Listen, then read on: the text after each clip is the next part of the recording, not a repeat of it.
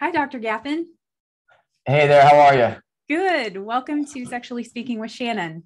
Thank you. Glad to be here with you today. Yeah, I'm super pumped because you cover a lot of things that, since COVID, I've been digging into, like, how can I take responsibility for my health? And my husband and I have kind of joined forces in listening to podcasts and reading books and hearing all the different ways that we can take ownership and have autonomy over our health. And it's great that we have the medical community there, but knowing that there's things that we can do up front to make sure that we have a happier, healthier life together, both like intimately, but, overall wellness. And I know we'll talk about that as far as like how Absolutely. you have that concept of the wheel For and all. sure. Yeah, So for share sure. with us your story. Yeah, thanks so much. So I am a board certified urologist by background, by training. I spent 20 plus years in urology in a busy practice, operating every day, saving lives while somehow neglecting my own health. And it finally caught up with me. And I woke up one day and I was a mess. I was 30 pounds overweight. I had no energy, couldn't focus, felt like crap. And I knew something was wrong. And my wife finally convinced me to see a doctor. And when I did, I found that our healthcare system is really not set up to help someone get healthy. It's all about simply treating disease or deal with crisis.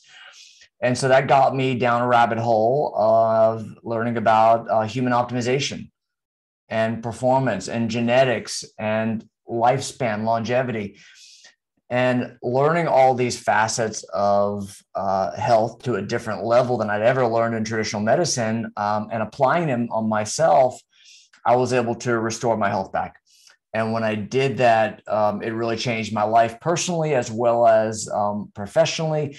And it really sparked in me a passion and a purpose to share this message with the world. Brought it to my patients. My patients had the same results that I had. And that's when I really decided that I was onto something. And I left traditional medicine. I literally closed a lucrative urology practice so that I can launch the Gapin Institute for high performance medicine to focus on health optimization and human performance and longevity. And it's become a real passion for me. I can tell. And so longevity, can you give a little definition? What does that mean? So it's not simply living longer, it's living better. People are so focused on lifespan and how long you live, but I'm more focused on health span, which is the term for how long can we live to be optimized and healthy and at a positive state of our life. And that's the difference. I don't want to be 100 and be decrepit and non-functional. I want to be 100 and feel as amazing as I do today. And to me, that's what longevity is really all about.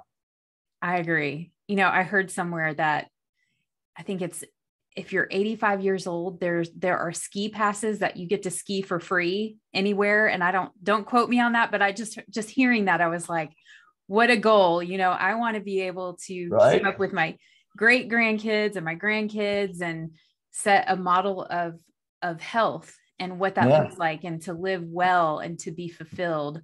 And that's correct. That had to have been a huge leap of faith to leave traditional medicine and enter into this new space of, is it functional medicine? Is that how you would refer to it as well? Great question. So performance medicine, I've been asked, how do you define that? And it's really a combination of four facets of healthcare. One is traditional medicine. So I do a lot of work with testosterone and detailed comprehensive labs and optimizing hormones.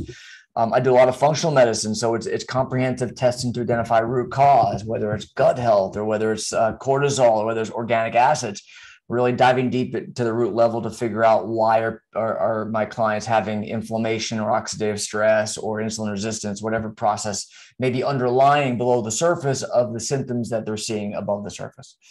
Third is regenerative medicine. So I focus a lot on how can we help the body restore itself. So peptide therapy is amazing.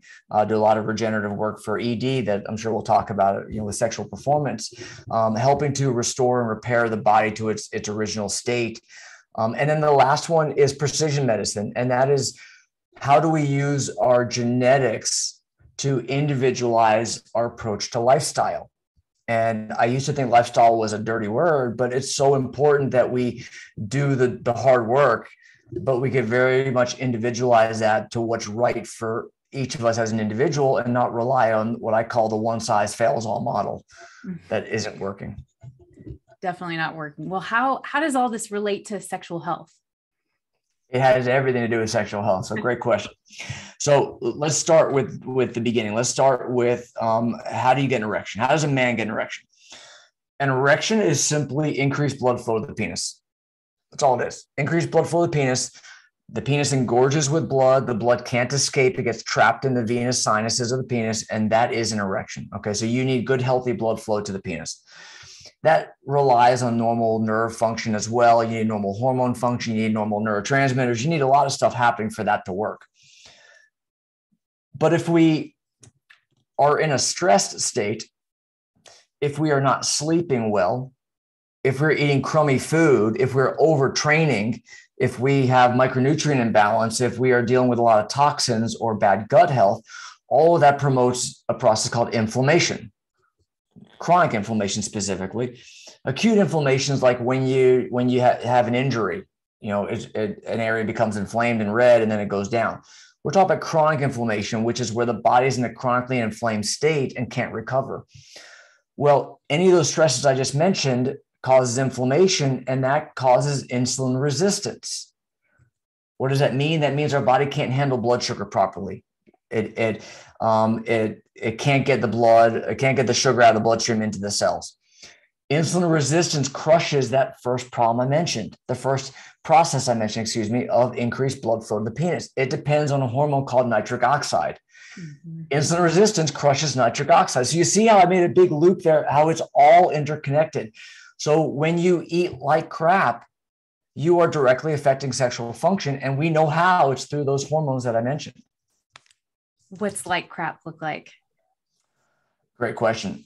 So if you had to pick the two evils in our society, it'd be sugar, mm-hmm. refined, processed, simple sugar, and vegetable oils, seed oils. We're talking the pro-inflammatory omega-6 oils like canola oil, sunflower oil, safflower oil, peanut oil, and these partially hydrogenated corn oils. Any of those oils are pro-inflammatory, and they will lead you down the process we just talked about. And so it's focusing on eliminating toxins in our environment that are causing inflammation, focusing on improving quality of sleep, that we know sleep raises cortisol, stress hormone that makes you store fat, that lowers testosterone. Again, it affects everything down below the waist.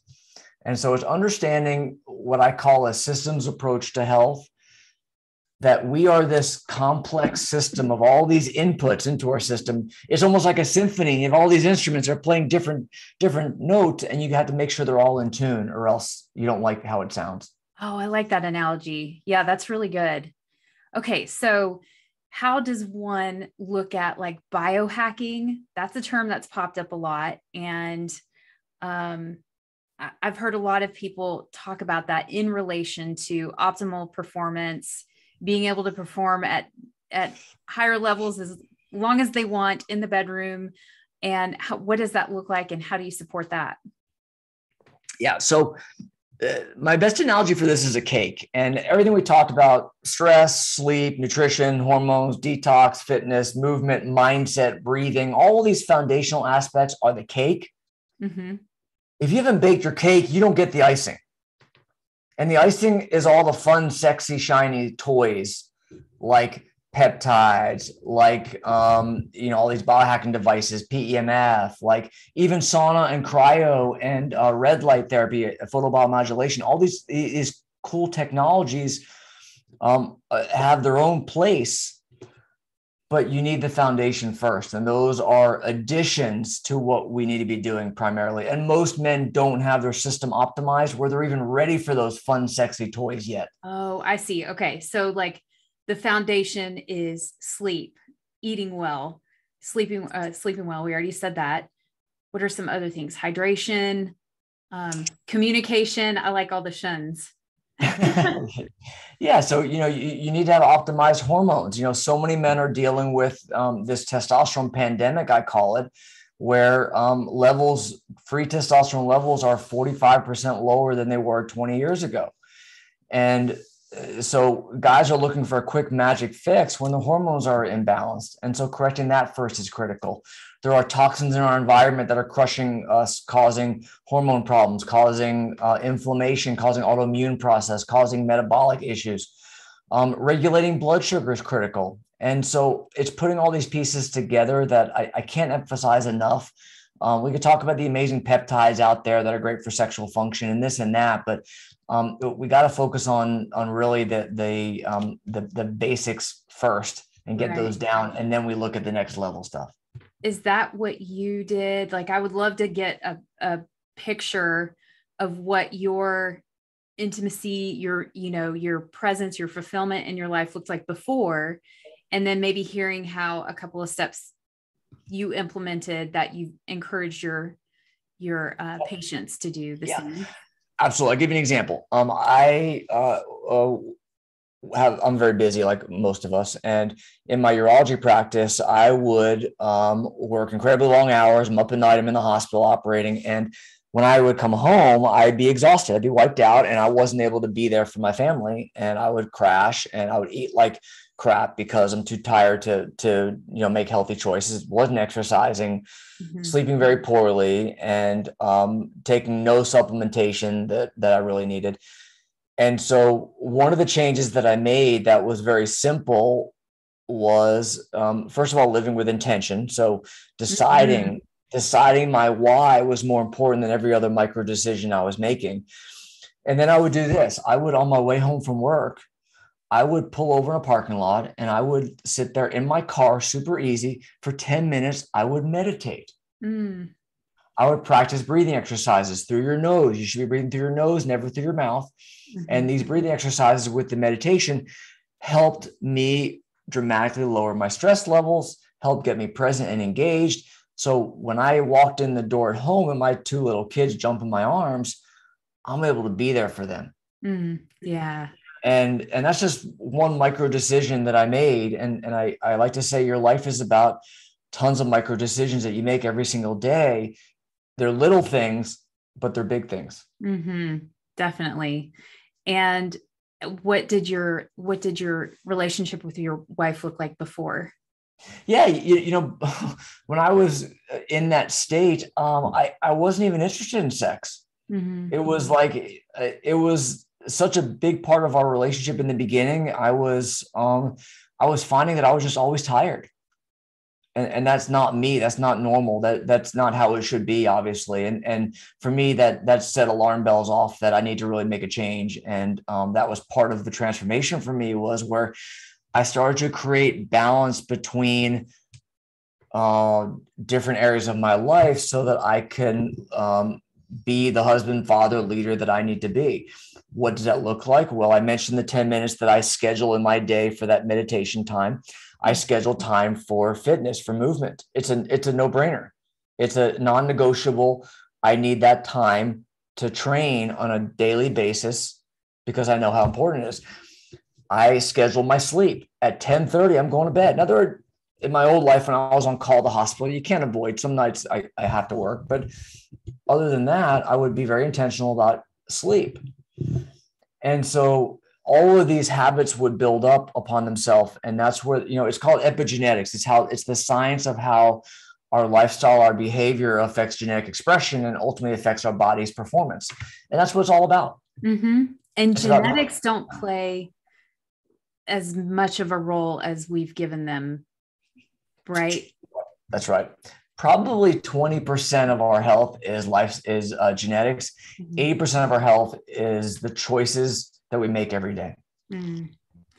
And your wife, when she approached you, I'm sure it was with compassion and lovingly encouraged you to seek help. How did that play out? And I'm asking specifically for women that are listening and they're like, oh, my husband, I literally had this conversation the other day. My husband is exhausted. He is in the medical field. He is taking care of everyone else but himself. And he's just depleted, not present. What does sex even look like? I don't even know, so for that person, that's so common. It's so common. And then there's the ego issue where the guy can, do no wrong, and it can be potentially taken as criticism. And so it's a delicate conversation. My wife came to me from a perspective of love and concern and support for me. And suggested that I talk to a friend of mine who was a doc here in town. And when I went to him, he was no help, but that's okay. That helped me decide to research and learn and discover everything that I learned since then. Because in traditional medicine, they don't teach us this stuff. Right. Everything I'm doing now is stuff that I've learned over the last really 8 years since I started finding a passion for this.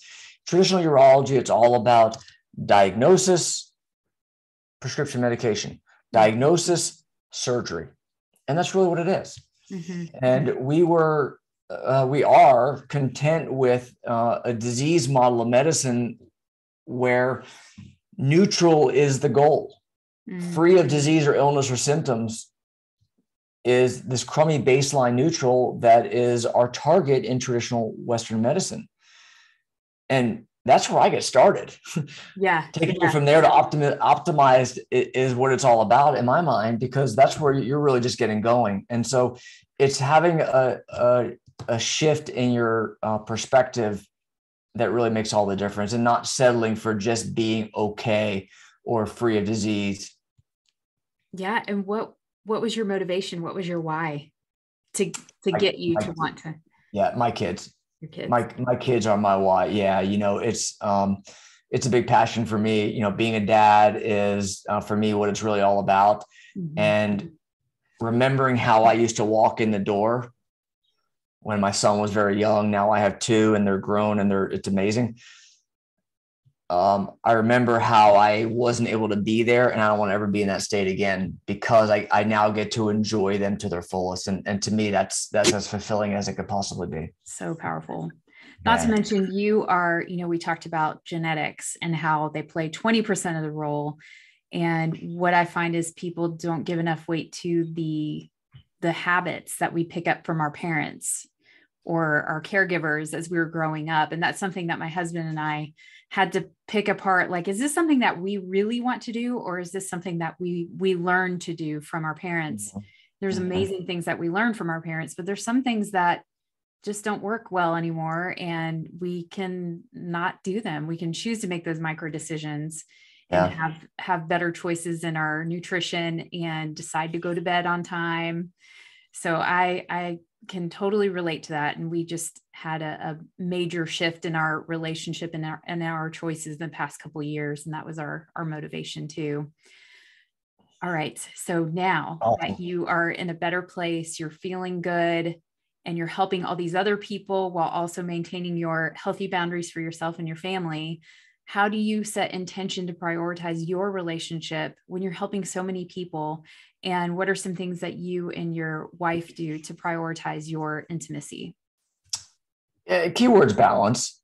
Mm-hmm. It's work-life balance. It's understanding that there's a time and place for everything, and that you need to create time for fitness. You need to create time for mindfulness, mindset, attention, relaxation, meditation, whatever that activity may be, to get you in that relaxed state, to decrease your sympathetic tone, if you will, and relax your nervous system.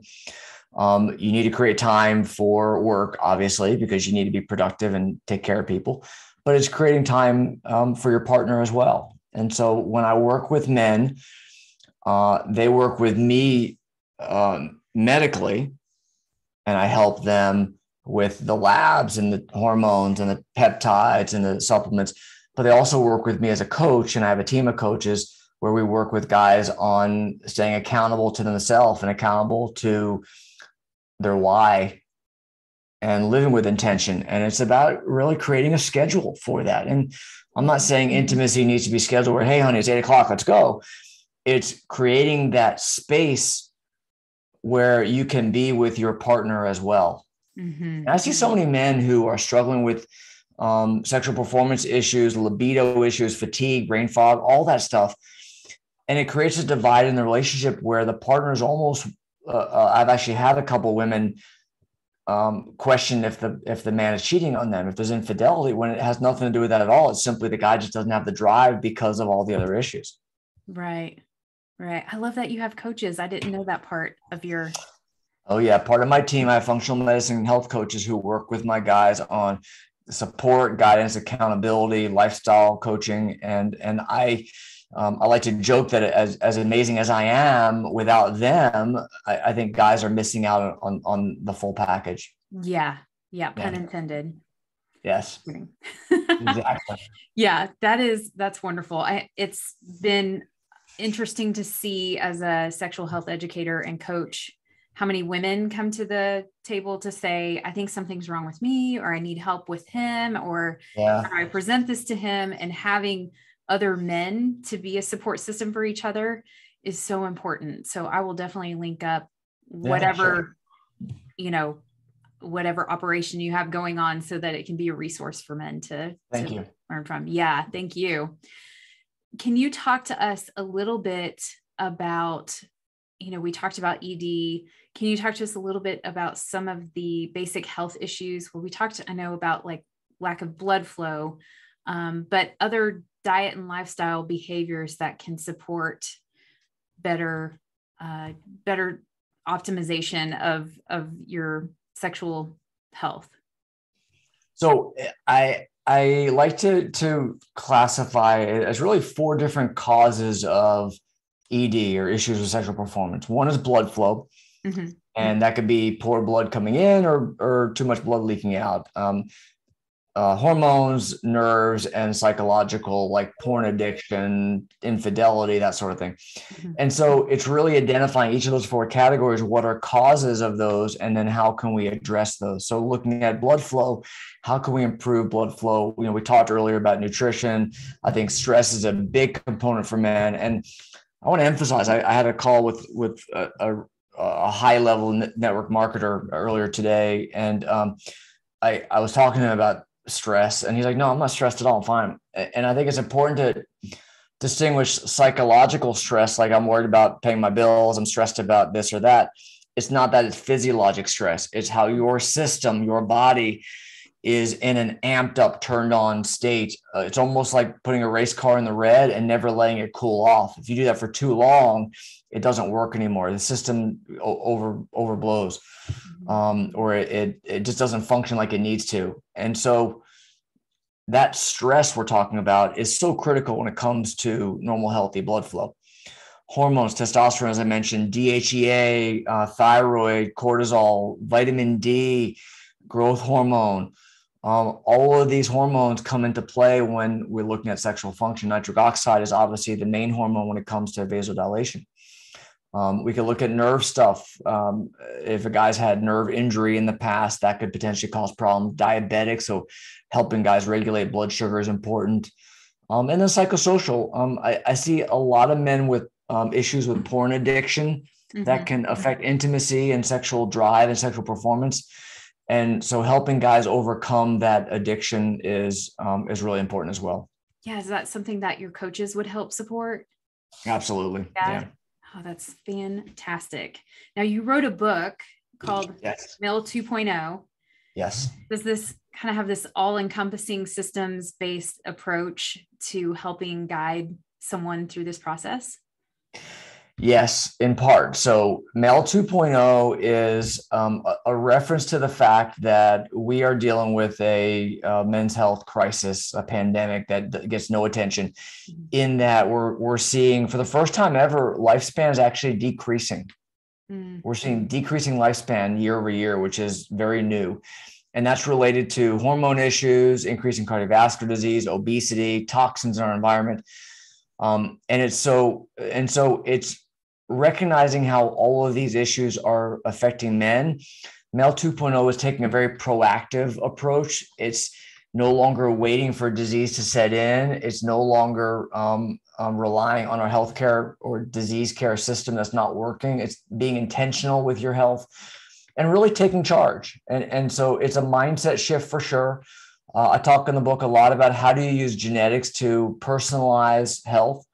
What should I eat? What should I not eat? What kind of supplements might I need? What kind of testing should I look at? What type of workouts are best for me? How should I sleep? Genetics help us with almost all of that.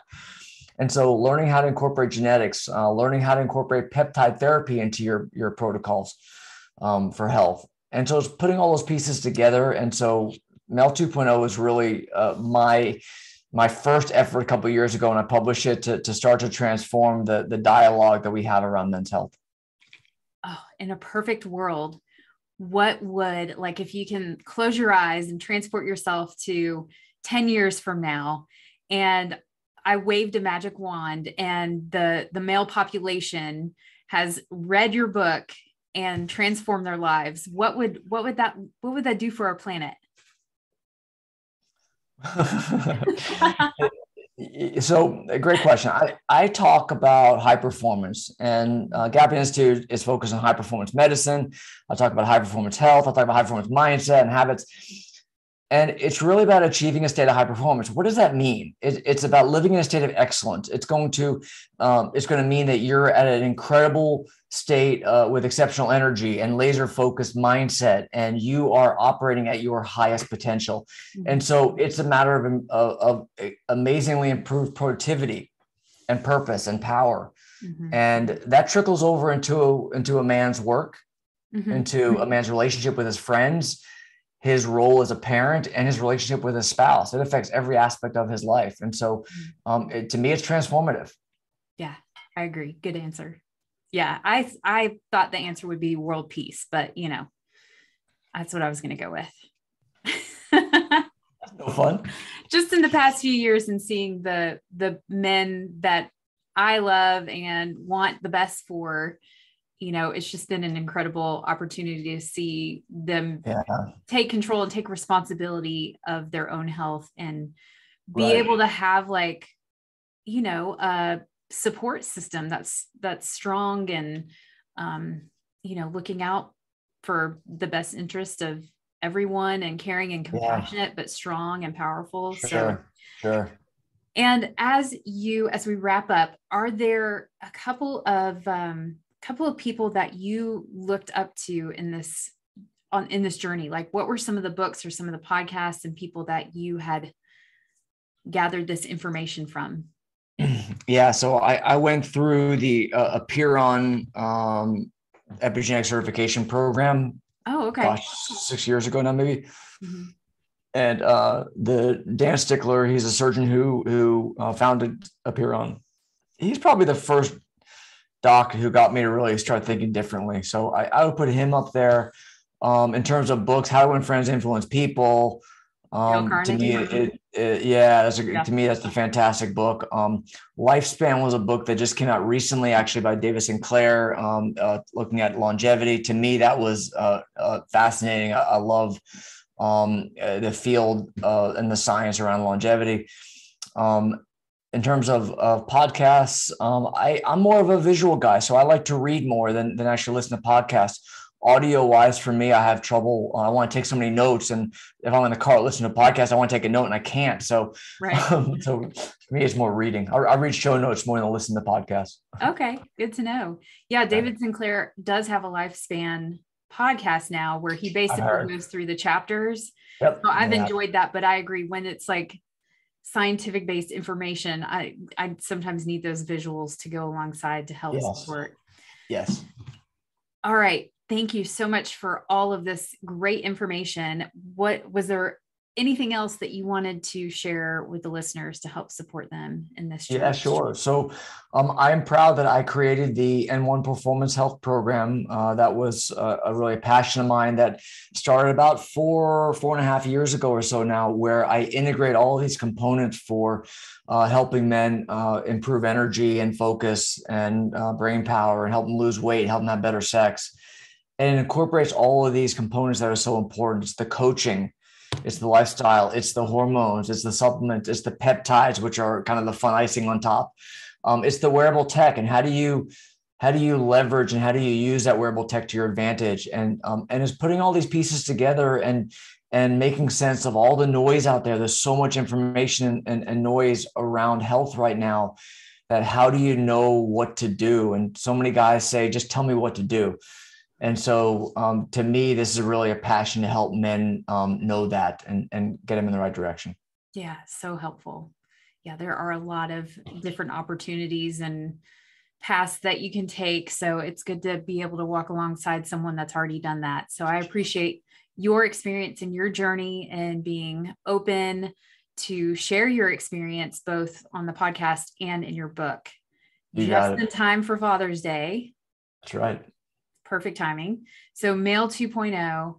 And then I will link in the show notes some of the things that we spoke about, especially the coaching program. I think that's been some of the most Perfect.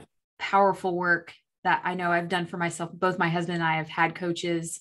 We're part of groups. He's part of a men's group, and, you know, anywhere you can plug yourself in where people are trying to actively become better and optimize their life, you're going to find some magic. So thank you so much, Dr. Gapin. Absolutely. You bet.